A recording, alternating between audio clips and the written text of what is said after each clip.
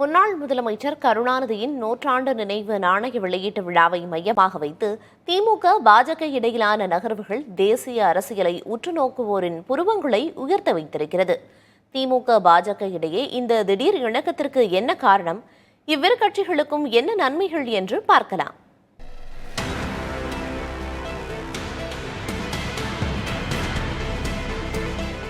பாஜக மதவாதத்தை பின்பற்றுகிறது என்று முழங்கும் கட்சி திமுக. திராவிடத்தால் வீழ்ந்தோம், திராவிடம் இல்லா தமிழகம் என்ற கோஷத்தை முன்வைக்கும் கட்சி பாஜக. தத்துவார்த்த ரீதியிலும் கொள்கை அடிப்படையிலும் இப்படித்தான் எதிரெதிர் துருவங்களாக நிற்கின்றன திமுகவும் பாஜகவும். ஆனால் ஆளுநர் அளிக்கும் தேநீர் விருந்தில் முதலமைச்சர் மு.க.ஸ்டாலின் பங்கேற்றது, பாதுகாப்புத்துறை அமைச்சர் ராஜ்நாத்தின் கரங்களால் கருணாநிதி நூற்றாண்டு நினைவு நாணயம் வெளியிட்டது. விழாவில் பங்கேற்க தமிழ்நாடு பாஜக தலைவர் அண்ணாமலைக்கு ஸ்டாலின் விடுத்த அழைப்பு என திமுக பாஜக இடையிலான அணுகுமுறைகளில் ஏற்பட்டுள்ள தலைகீழ் மாற்றங்கள் அரசியல் ரீதியாக கவனம் பெற்றுள்ளது. திமுக முன்னாள் தலைவர் கருணாநிதியின் நினைவிடத்துக்கு பாஜக தலைவர்களில் ஒருவர் கூட செல்லாத நிலையில் பாஜகவின் தேசிய தலைவர்களில் முக்கியமானவரான ராஜ்நாத் சிங் அங்கு மரியாதை செலுத்துவது அரசியல் முக்கியத்துவம் பெறுகிறது. இதன் மூலம் திமுகவை நெருங்குகிறதா பாஜக என்று கேள்வி எழத்தான் செய்கிறது. அதிமுகவுடன் கூட்டணியில் இருந்தபோது கூட முன்னாள் முதலமைச்சர் ஜெயலலிதாவின் நினைவிடத்திற்கு பாஜக தலைவர்கள் செல்லவில்லை என்பதை நினைவு கூறுவது இந்த இடத்தில் அவசியமாகிறது. இதைவிட முக்கியமான அம்சம், கருணாநிதி குறித்து பிரதமர் மோடியின் புகழாரங்கள் பாஜகவினரையே வியக்க வைத்திருக்கிறது. பாஜகவினரும் பாஜக ஆதரவாளர்களும் குழப்பம் அடைந்துள்ளனர். நிச்சயமாக இது வெவ்வேறு விதமான பேச்சுக்கள் எழுவதற்கு வழிவகுத்திருக்கிறது. திராவிட முன்னேற்றக் கழக கூட்டணியில் சந்தேகங்கள் அல்லது குழப்பங்கள் இதன் மூலம் எழுகின்றன.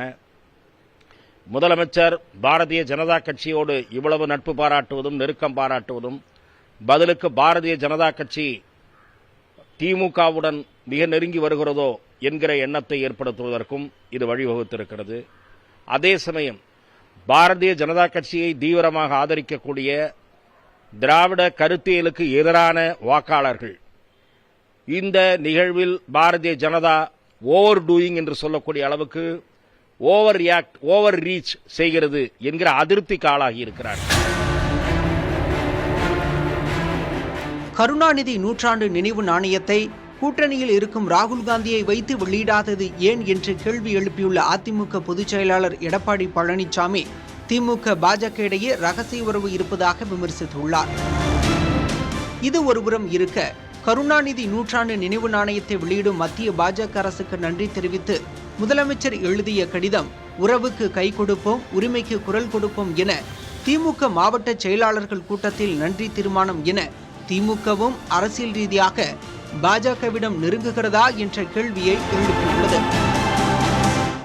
காட்சிகள் மாறுகிறதா அப்படின்ற ஒரு கேள்வி என்பது எழுகிறது. அப்போ ஏதோ ஒரு இடத்துல பாஜகவுக்கு இன்னைக்கு 30 எம்பிஸ் அவங்க கிட்ட சாலிடா இருக்காங்க. அப்போ இந்த எம்பிஸ் உடைய தயவு என்பது தேவைப்படுகிறது.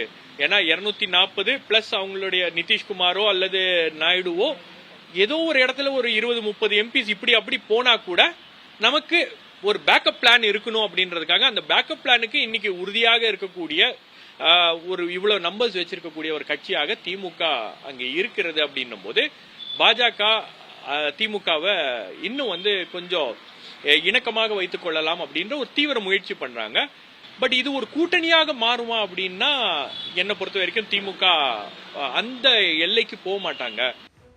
நாடாளுமன்றத்தில் பெரும்பான்மை இல்லாத அரசாக உள்ள பாஜக பிற்காலத்தில் திமுகவின் உதவியை பெற முயற்சிக்கலாம் என்பது அரசியல் பார்வையாளர்களின் கருத்து. அதே நேரத்தில் திமுக கூட்டணியில் உள்ள காங்கிரஸை பிரித்து அந்த கட்சியை தனிமைப்படுத்தும் ராஜாந்திர முயற்சியாக இருக்கலாம் என்றும் பொருள் கொள்ள முடிகிறது.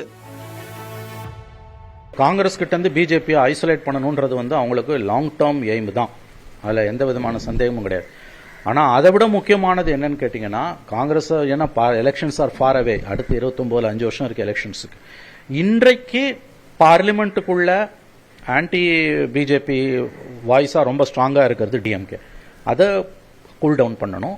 Message to Nitish and Naidu, திமுகவை பொறுத்த வரைக்கும் ஃபண்ட்ஸும் வேணும், இன்னொன்று பிஜேபியோட அசால்ட்லேருந்து தப்பிக்கணும். ரிமெம்பர் 8 மந்திரிங்க மேலே ஈடி கேஸ் இருக்குது. செந்தில் பாலாஜியோட அது நின்று போச்சு. பொன்முடி மேலெல்லாம் இன்னமும் இருக்குது. துரைமுருகன் மேலெல்லாம் வந்து அந்த மணல் கொள்ளையில் வந்து நிறைய ரெக்கார்ட்ஸ் இருக்குது. Around 8 ministers are already under டிஎம்கேவோட 8 மந்திரிகள் ஈடி ரேடாரில் இருக்காங்க.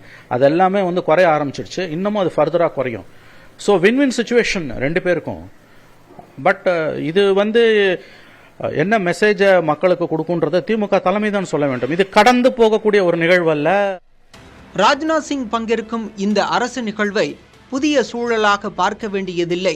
திமுக ஆட்சிக்கு வந்த பிறகு சென்னை மற்றும் மாமல்லபுரத்தில் நடந்த அரசு நிகழ்ச்சிகளில் பிரதமர் மோடியே கலந்து கொண்டதையும் கவனிக்க வேண்டியுள்ளது.